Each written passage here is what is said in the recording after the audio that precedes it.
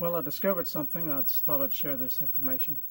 I had a YouTube subscriber reach out to me. His blower motor was intermittent, working. Going down the road, he hit a bump, it stopped working. He's asking me about the fuse, where it was located. And I said, well, I don't know. Let me walk out to my RV and look. And I got to looking, and I couldn't find a fuse for the blower motor anywhere, not anything that was labeled.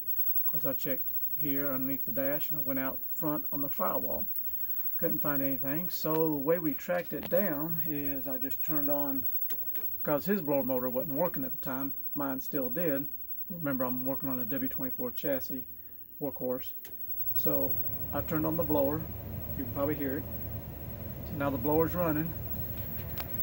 And so I just started pulling fuses. So when I finally got down to this, of course, it's an unlabeled fuse. Power accessory, 30 amp. When I pulled it, then it quit. So that, at least I was able to tell him what it actually, it's a breaker, not a fuse.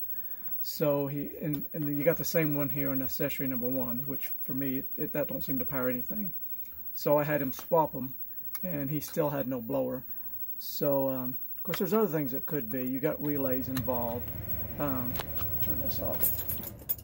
And in case you don't know, your blower is up underneath this panel right here. And it turned out for him that was the problem. He had to put in a new blower.